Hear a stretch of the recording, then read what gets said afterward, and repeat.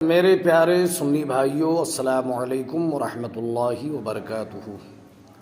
نحمدہ ونصلی ونسلم علی رسولہ الکریم، اما بعد۔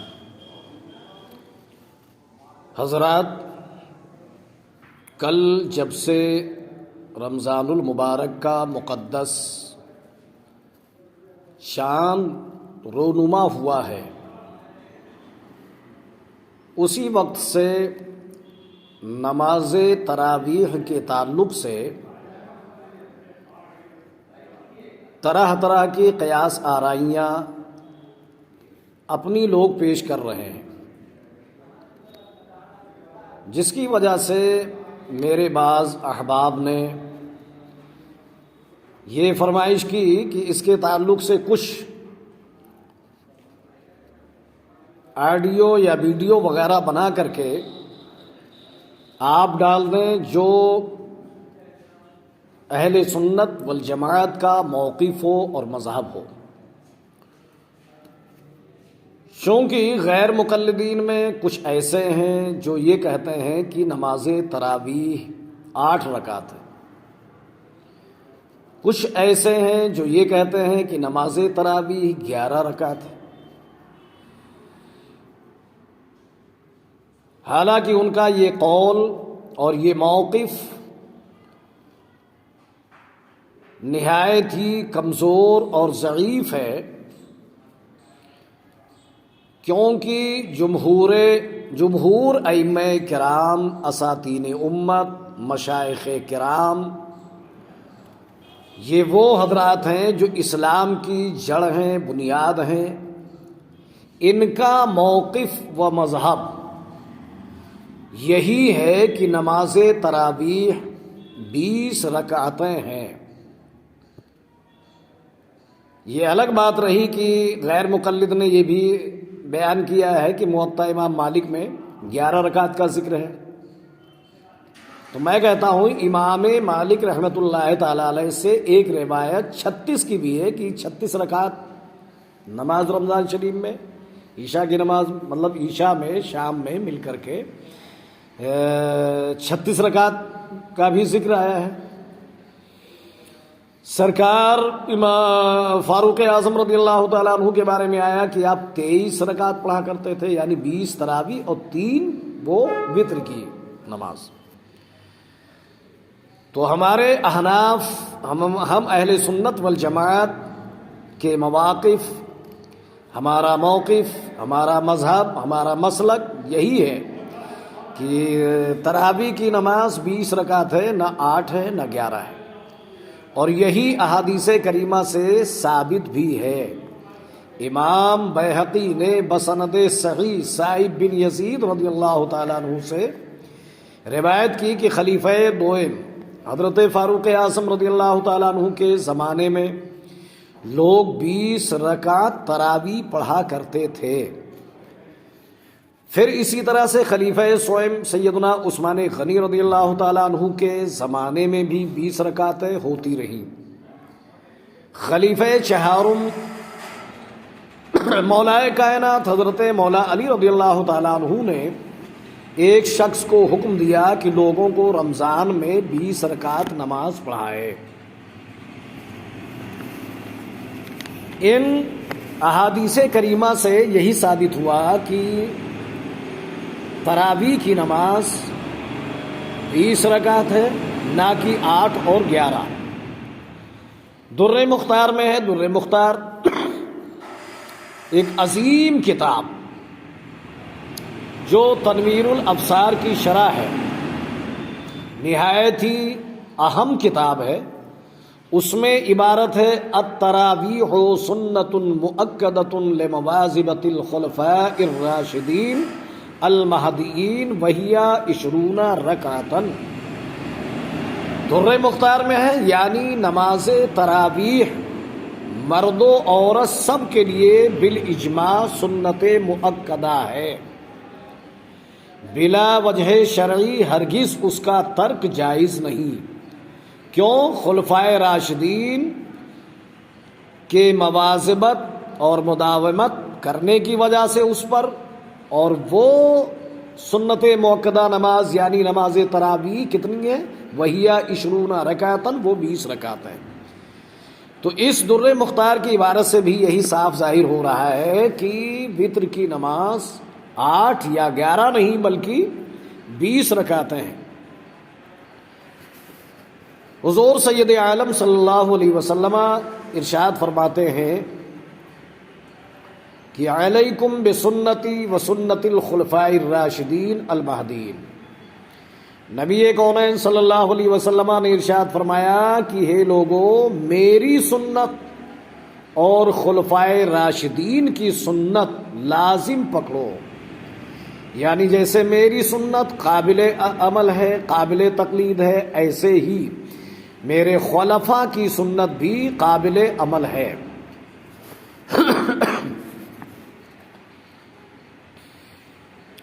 حضور سید عالم صلی اللہ علیہ وسلم، ایک سوال یہ بھی لوگ کبھی کبھی کرتے ہیں کہ کیا حضور نے بھی نماز تراویح پڑھی ہے یا نہیں؟ تو ہاں، حضور علیہ السلام سے بھی نماز تراویح پڑھنا ثابت ہے، اور حضور علیہ السلام نے اس نماز تراویح کو بہت زیادہ پسند فرمایا۔ صحیح مسلم شریف کی ایک حدیث پاک ہے کہ حضرت سیدنا ابو ہریرہ رضی اللہ تعالی عنہ سے روایت ہے کہ ہمارے آقا علیہ الصلوۃ والتسلیم نے ارشاد فرمایا کہ جو رمضان میں قیام کرے، اس سے مراد نماز تراویح ہی ہے، کہ جو رمضان میں قیام کرے، رمضان میں نماز تراویح پڑھے ایمان کی وجہ سے اور طلب ثواب کی غرض سے، تو ایسے شخص کے اگلے سارے گناہ بخش دیے جائیں گے، یعنی گناہ صغائر، چھوٹے چھوٹے گناہ۔ تو اللہ کے محبوب علیہ السلام نے بھی نماز تراویح پڑھی ہے۔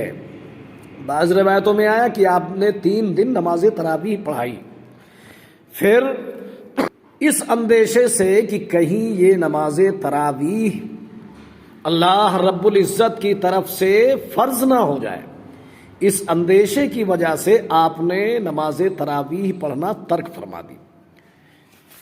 وقت گزرتا گیا، حضرت سیدنا فاروق اعظم رضی اللہ تعالیٰ عنہ خلیفہ دور رمضان المبارک میں مسجد نبوی شریف میں تشریف لائے ایک رات میں، اور آپ نے لوگوں کو دیکھا کہ متفرق الگ الگ علیحدہ طور پر نماز پڑھ رہے ہیں، کوئی اس کونے میں، کوئی اس کونے میں، کوئی مشرق میں، کوئی مغرب میں، کوئی جنوب میں، کوئی شمال میں، اس طرح سے الگ الگ تنہا انفرادی طور پر سارے لوگ نماز پڑھ رہے تھے۔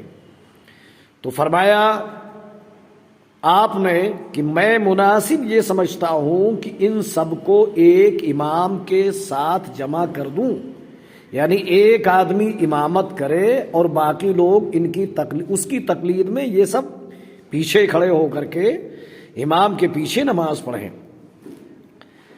تو آپ نے سب کو ایک امام، یعنی وہ امام کون ہے، ایک مسئلہ اور آپ کو معلوم ہو جائے گا کہ نماز تراویح کی امامت سب سے پہلے صحابہ میں کس نے کی؟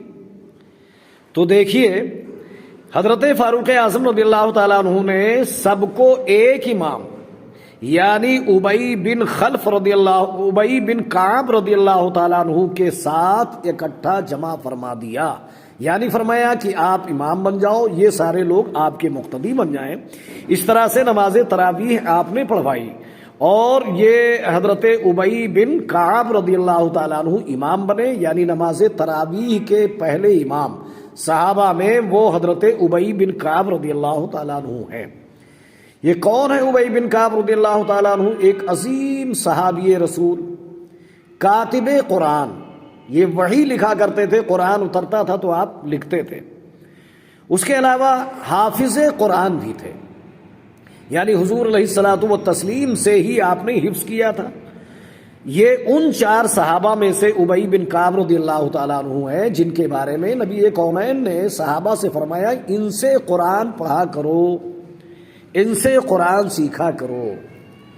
ان کو سید القراء بھی کہا گیا، یعنی حضرت ابی بن کعب کو سید القراء، تمام قاریوں کا سردار بھی فرمایا گیا ہے۔ بہرحال تو تراویح کی نماز کے پہلے امام حضرت ابی بن کعب رضی اللہ تعالیٰ عنہ ہوئے. حضرت عمر رضی اللہ تعالیٰ عنہ نے آپ کو امام بنا دیا، باقی سارے لوگوں کو مقتدی. بہرحال نماز ہوئی. پھر دوسرے دن حضرت عمر رضی اللہ تعالیٰ عنہ تشریف لائے تو آپ نے ملاحظہ فرمایا کہ لوگ اپنے امام کے پیچھے نماز پڑھ رہے ہیں. حضرت فاروق اعظم بہت خوش ہوئے اور فرمایا نعمت البدعۃ ہی، فرمایا یہ کتنی اچھی بدعت ہے. یعنی جماعت کے ساتھ نماز تراویح پڑھنا یقیناً بدعت ہے. مگر کیا فرماتے ہیں فاروق اعظم رضی اللہ تعالیٰ عنہ، کیا ہی اچھی بدعت ہے. یعنی بدعت بھی فرما رہے ہیں اور اچھی بھی فرما رہے ہیں. اس کا مطلب یہ ہوتا ہے کہ ہر بدعت جو ہے وہ بری نہیں ہوتی، جیسا کہ دیابنا کا عقیدہ ہے، اور وہ یہ کہتے ہیں کلو بدعت ضلالہ، ہر بدعت گمراہی ہے. تو اگر ہر بدعت گمراہی ہے تو یہاں حضرت فاروق اعظم رضی اللہ تعالیٰ عنہ اچھی بدعت کیوں فرما رہے ہیں کہ کیا ہی اچھی بدعت ہے کہ لوگ نماز تراویح جماعت کے ساتھ پڑھ رہے ہیں. معلوم یہ ہوا کہ ہر بدعت گمراہی نہیں ہوتی ہے، بلکہ بدعت کی دو قسمیں ہیں، بدعت حسنہ، بدعت سیئہ. بدعت سیئہ یقیناً گمراہی ہے. جو بھی بدعت سیئہ شنیعہ ہوگی وہ گمراہی ہوگی، لیکن جو بدعت حسنہ ہوگی وہ گمراہی نہیں ہو سکتی ہے. جیسے آج کل آپ دیکھیں عالی شان مسجدوں کا بننا، یقیناً یہ بدعت ہے مگر بدعت حسنہ ہے. عالی شان فلک بوس مدرسوں کی عمارتیں وغیرہ، لوگوں کے مکانات وغیرہ، یہ سب بدعت ہے مگر یہ بدعت حسنہ ہے. تو ہر بدعت گمراہی نہیں ہو سکتی. بدعت سیئہ جو ہوگی یقیناً وہ گمراہی ہو سکتی ہے، لیکن جو بدعت حسنہ ہے وہ اچھی بدعت ہوتی ہے اور اس سے آدمی بچ بھی نہیں سکتا ہے. اس لیے کہ اگر آپ بدعت کی تعریف یہ کر رہے ہو کہ رسول اللہ صلی اللہ علیہ وسلم کے زمانے میں جو چیز نہ ہو، تو اس کا مطلب یہ ہے کہ جو اس پر اعتراض کر رہا ہے وہ بھی تو رسول اللہ کے زمانے میں نہ تھا. اس کا مطلب اس کا وجود بھی بدعت ہی ہو گیا. بڑی اچھی بات ارشاد فرمائی حضرت خلیفہ دوئم رضی اللہ تعالیٰ عنہ نے. اہل سنت کو ایک موقع مل گیا. معلوم تھا آپ کو، ایسا لگ رہا ہے کہ لوگ بدعت پر اعتراض کریں گے اور کہیں گے کہ ہر بدعت گمراہی ہے، جیسا کہ بعض حدیثوں میں آیا ہے. لیکن اس کا مطلب یہ نہیں ہے کہ بدعت حسنہ اور سیئہ سب گمراہی ہے. نہ، بدعت سیئہ جو ہوگی وہ گمراہی ہوگی، بدعت حسنہ وہ گمراہی نہیں ہے. بہرحال نماز تراویح، ایک بات تو یہ آپ نے دیکھ لیا کہ سن لیا کہ نماز تراویح ہے نا، مرد عورت سب کے لیے سنت مؤکدہ ہے، کسی کے لیے بلا وجہ شرعی ترک کرنا جائز نہیں. دوسری بات یہ ہے کہ حضرت ابی بن کعب رضی اللہ تعالیٰ عنہ اس نماز کے صحابہ میں اس نماز کے پڑھانے والے پہلے امام ہیں. نیز ہمارے ائمہ نے، محققین نے، علماء کرام نے 20 رکعت نماز تراویح ہونے میں جو حکمت اور فلسفہ بیان فرمایا ہے وہ یہ ہے کہ فرائض و واجبات کی اس سے تکمیل ہوتی ہے. فرائض اور واجبات، کتنے فرائض اور کتنے واجبات ہیں پنجگانہ نمازوں میں آپ جوڑ سکتے ہیں. ظہر میں 4 رکعت، عصر میں 4 رکعت فرض، عشاء میں 4 رکعت، کتنے ہو گئے 12، اور 2 رکعت فجر میں 14، 3 رکعت مغرب میں 17، اور 3 رکعت وتر جو واجب ہے، فرض نہیں ہے. اس طرح سے فرائض و واجبات کی تعداد 20 ہوتی ہے. تو محققین کرام اور علماء اعلام نے 20 رکعت تراویح ہونے میں جو فلسفہ اور حکمت بیان فرمائی ہے وہ یہ ہے تاکہ فرائض و واجبات میں اگر کچھ کمی آ گئی ہو تو اس 20 رکعت تراویح پڑھنے کی وجہ سے وہ کمی فرائض و واجبات سے دور ہو جائے. اس لیے بھی جو ہے نماز تراویح 20 رکعت ہونی چاہیے. اچھا، لہذا مناسب یہی ہے کہ یہ نماز تراویح بھی نہ 8 ہو نہ 11 ہو بلکہ 20 ہو، اور یہی اہل سنت کا موقف ہے. ہم لوگ 20 پڑھتے ہیں. یہی پر تمام علماء اسلام کے بڑے بڑے علماء اور مشائخ اولیاء کرام کا اسی پر عمل رہا ہے جو عمل کی اہل سنت والجماعت کا ہے. بہرحال یہی مناسب یہی ہے کہ نماز تراویح 20 رکعتیں ہوں تاکہ مکمل برابر ہو جائیں. مکمل نماز تراویح ہے اور مکمل جو ہے یہ فرائض اور واجبات ہیں. اللہ رب العزت ان مسائل حسنہ پر ہم سب کو عمل کرنے کی توفیق عطا فرمائے. اور ایک بات اور سن لیں کہ اکثر دیکھیے یہ موبائل وغیرہ میں خبریں جو آپ سنتے ہیں تو آپ یہ کہتے ہو کہ بھائی یہ خبر جھوٹی ہے، یہ فیک ہے، ایسا ہے ویسا ہے. یقیناً ایسا ہی ہے کہ اس میں بہت سی خبریں غلط ہوتی، جھوٹی ہوتی ہیں.